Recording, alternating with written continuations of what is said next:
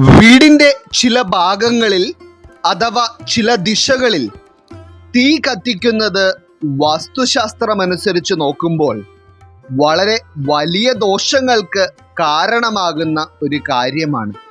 അതിൽ നിങ്ങൾ വീട്ടിലെ ചപ്പുചവറുകൾ കൂട്ടിയിട്ട് കത്തിക്കുന്നതും വീട്ടിലെ അടുപ്പ് കത്തിക്കുന്നതും വീട്ടിലെ നിലവിളക്ക് കത്തിക്കുന്നതും വരെ ഉൾപ്പെടും. ഇതിനെല്ലാം വാസ്തുശാസ്ത്രം അനുശാസിക്കുന്ന ചില ചട്ടങ്ങളും നിബന്ധനകളുമുണ്ട്. എന്നാൽ ഇന്നത്തെ കാലത്ത് മിക്ക ആളുകൾക്കും അതിനെപ്പറ്റി ഒരു അറിവുമില്ല എന്നുള്ളതാണ് വാസ്തവം. അറിവില്ല എന്നുള്ളത് മാത്രമല്ല, അറിവില്ലായ്മ കൊണ്ട് ചെയ്യുന്ന ഈ തെറ്റു കാരണം നിങ്ങൾ അറിഞ്ഞോ അറിയാതെയോ നിങ്ങളുടെ ജീവിതത്തിൽ പല ദോഷകരമായിട്ടുള്ള കാര്യങ്ങളും വന്നു ചേരുന്നുണ്ട് എന്നുള്ളത് കൃത്യമായ ഒരു വസ്തുതയാണ്.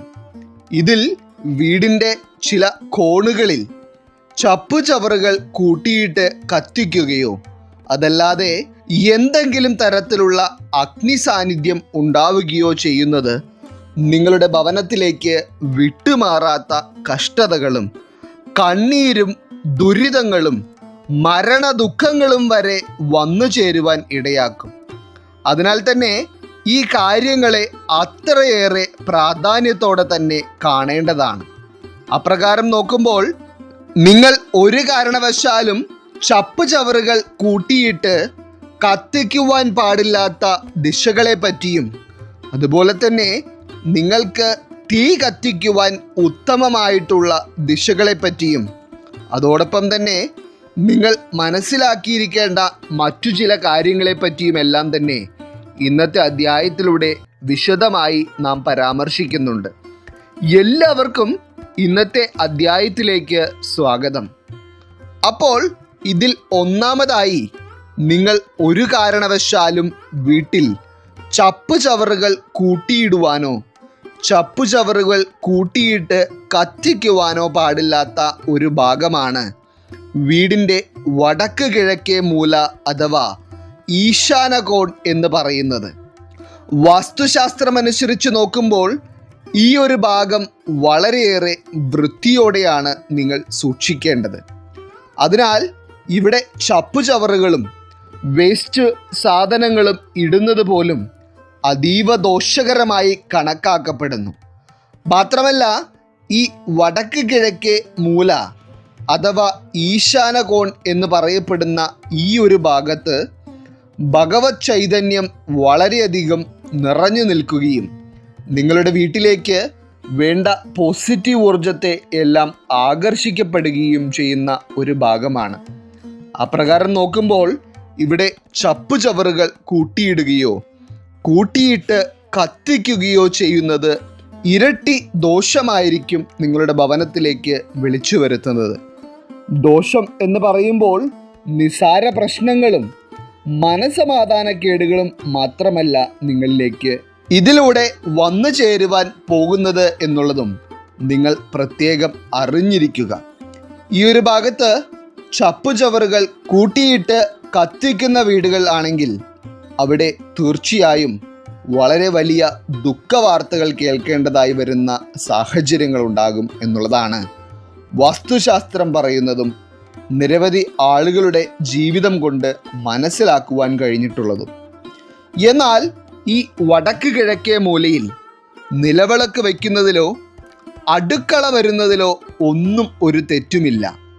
ഇനി അതുപോലെ തന്നെ ചില വ്യക്തികൾ വീട്ടിലെ പണിയൊക്കെ കഴിഞ്ഞ് വീടും പരിസരവുമൊക്കെ വൃത്തിയാക്കി ത്രിസന്ധ്യ നേരത്ത് ചപ്പുചവറുകൾ എല്ലാം കൂടി കൂട്ടിയിട്ട് കത്തിക്കുന്ന കാഴ്ച പലപ്പോഴും കണ്ടിട്ടുണ്ട്. എന്നാൽ ഇത് വളരെ വലിയ ഒരു ദോഷമാണ് എന്നുള്ളതാണ് നിങ്ങൾ അറിഞ്ഞിരിക്കേണ്ടത്. ഒരു കാരണവശാലും ത്രിസന്ധ്യ സമയത്ത് ചപ്പുചവറുകൾ കൂട്ടിയിട്ട് കത്തിക്കുവാൻ പാടില്ല. ഇനി നിങ്ങൾക്ക് അത്രയ്ക്ക് അത്യാവശ്യമാണെന്നുണ്ടെങ്കിൽ വൈകുന്നേരം 5 മണിക്ക് മുൻപായി തന്നെ ആ ചപ്പുചവറുകൾ കൂട്ടിയിട്ട് കത്തിക്കുകയോ അതിന് കഴിഞ്ഞില്ല എന്നുണ്ടെങ്കിൽ പിറ്റേ ദിവസം രാവിലെ ചെയ്യുവാനോ ശ്രമിക്കുക. ഇല്ല എന്നുണ്ടെങ്കിൽ അതും നിങ്ങളുടെ ഭവനത്തിലേക്ക് വളരെ വലിയ ദുരിതങ്ങളും ദുഃഖങ്ങളുമായിരിക്കും വരുത്തി വയ്ക്കുന്നത്. ഇത്തരത്തിലുള്ള തെറ്റുകളൊക്കെ നിരന്തരം ചെയ്യുന്ന ഭവനങ്ങളിൽ എന്തുകൊണ്ടും സമാധാനക്കേടുകളും കടബാധ്യതകളും ദുരിതങ്ങളും ആരോഗ്യ പ്രശ്നങ്ങളും അനർത്ഥങ്ങളും മാത്രമായിരിക്കും എപ്പോഴും നിലനിൽക്കുന്നത്. ഇനി അതുപോലെ തന്നെ ഒരു കാരണവശാലും ചപ്പുചവറുകൾ കൂട്ടിയിട്ട് കത്തിക്കുകയോ മറ്റുള്ള അഗ്നിയുമായി ബന്ധപ്പെട്ടുള്ള ഒരു കാര്യങ്ങളും ചെയ്യുവാനും പാടില്ലാത്ത ഒരു ഭാഗമാണ് നിങ്ങളുടെ വീടിൻ്റെ തെക്ക് പടിഞ്ഞാറേ മൂല അഥവാ കന്നിമൂല എന്ന് പറയുന്നത്. വാസ്തുശാസ്ത്രമനുസരിച്ച് നോക്കുമ്പോൾ ഈ കന്നിമൂല വരുന്ന ഭാഗത്ത് ചപ്പുചവറുകൾ കൂട്ടിയിട്ട് കത്തിക്കുവാൻ പാടില്ല എന്നുള്ളത് മാത്രമല്ല, അടുക്കള വരുവാനോ നിലവിളക്ക് വയ്ക്കുവാനോ ഒന്നും തന്നെ പാടുള്ളതല്ല. അടുക്കളയൊക്കെ തെക്ക് പടിഞ്ഞാറ് മൂലയിൽ കൊണ്ടുപോയി വെച്ചിട്ട് വീട്ടിൽ ഉയർച്ചയും ഉന്നമനവും നല്ല കാര്യങ്ങളും ഒരു മനുഷ്യരും പ്രതീക്ഷിക്കേണ്ട ആവശ്യം പോലും ഇല്ല. കാരണം അത്രയേറെ ദോഷമാണ് തെക്ക് പടിഞ്ഞാറേ മൂലയിൽ അടുക്കള വരുന്നത്. ഒരു വീടിൻ്റെ ഭാഗങ്ങളിൽ വെച്ച് തന്നെ അഗ്നിയുമായി ബന്ധപ്പെട്ട് നിൽക്കുന്ന ഒരു ഭാഗം തന്നെയാണ് അടുക്കള. അതിനാൽ തന്നെ ഇത് വളരെ വലിയ ദോഷങ്ങളെ നിങ്ങളുടെ വീട്ടിലേക്ക് വിളിച്ചു വരുത്തുന്ന ഒരു കാര്യമാണ്. ഇനി അടുക്കള വയ്ക്കുവാൻ ഏറ്റവും ഉത്തമമായുള്ള ദിശ എന്ന് പറയുന്നത് തെക്ക് കിഴക്കേ മൂല അഥവാ അഗ്നികോണാണ്. അടുക്കളയിലെ അഗ്നിയുമായി ബന്ധപ്പെട്ട് പറയുമ്പോൾ നിങ്ങൾ ഒരു കാരണവശാലും അടുക്കളയിൽ തീ കത്തിക്കുമ്പോൾ തെക്ക് ദിക്കിലേക്ക് നോക്കി നിന്ന് അടുപ്പ് കത്തിക്കുവാൻ പാടില്ല. അതുപോലെ തന്നെ അഗ്നിയുമായി ബന്ധപ്പെട്ടുള്ള ഒരു കാര്യങ്ങളും തെക്കിലേക്ക് തിരിഞ്ഞു നിന്ന് നിങ്ങൾ ചെയ്യരുത്. അത് മരണദുഃഖത്തെയാണ് സൂചിപ്പിക്കുന്നത്. ഇനി മറിച്ച് നിങ്ങൾക്ക് അടുപ്പ് കത്തിക്കുവാൻ നിൽക്കുവാൻ ഏറ്റവും ഉത്തമമായിട്ടുള്ള ദിശ കിഴക്ക് അല്ലെങ്കിൽ വടക്ക് ദിശയാണ്. അപ്പോൾ വീടിൻ്റെ തെക്ക് പടിഞ്ഞാറേ മൂലയിലും ചപ്പുചവറുകൾ കൂട്ടിയിട്ട് കത്തിക്കുവാൻ പാടില്ല എന്ന് പറയുമ്പോൾ നിങ്ങൾക്ക് സ്വാഭാവികമായി ഒരു സംശയമുണ്ടായേക്കാം. പിന്നെ എവിടെയാണ് ഇതൊക്കെ കൂട്ടിയിട്ട് കത്തിക്കുവാൻ പറ്റുന്നത് എന്ന്. അപ്രകാരം നോക്കുമ്പോൾ നിങ്ങളുടെ വീടിൻ്റെ തെക്ക് ദിശയിലോ പടിഞ്ഞാറ് ദിശയിലോ നിങ്ങൾക്ക് ചപ്പുചവറുകൾ കൂട്ടിയിട്ട് തീയിടുന്നതിൽ ഒരു തെറ്റുമില്ല. മറിച്ച് ഇത് തെക്കും പടിഞ്ഞാറും ഒന്നിക്കുന്ന തെക്ക് പടിഞ്ഞാറേ മൂലയിലേക്ക് എത്തുമ്പോഴാണ് ദോഷമായി വരുന്നത്.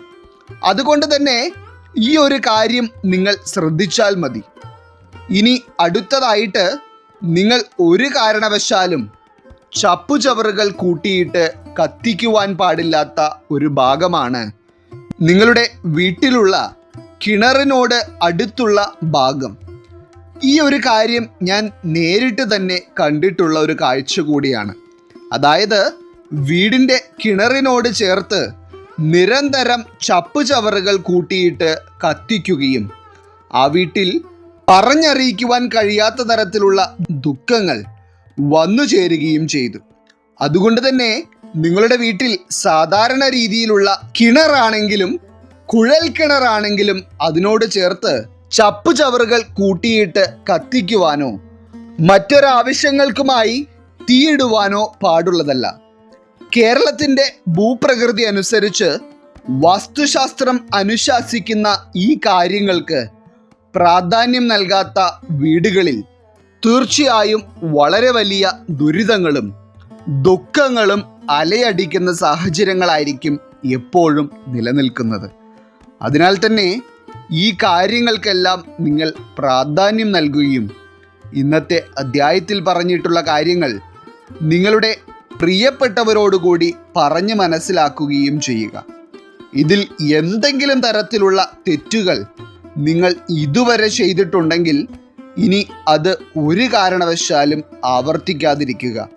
അതോടൊപ്പം തന്നെ ഇത്തരത്തിലുള്ള എന്തെങ്കിലും ദുരിതങ്ങളോ കഷ്ടതകളോ ഈ തെറ്റുകൾ ചെയ്തത് മൂലം നിങ്ങൾക്ക് ഉണ്ടായിട്ടുണ്ടെങ്കിൽ അതും നിങ്ങൾ തീർച്ചയായും എഴുതി അറിയിക്കുക. ഈശ്വരൻ നിങ്ങളെല്ലാവരെയും അനുഗ്രഹിക്കട്ടെ. നിങ്ങളുടെ പ്രത്യേക പ്രാർത്ഥനാ വിഷയങ്ങൾ എന്തെങ്കിലുമൊക്കെ ഉണ്ടെങ്കിൽ നിങ്ങളുടെ പേരുകൾ സഹിതം ഒന്ന് എഴുതി അറിയിക്കുക.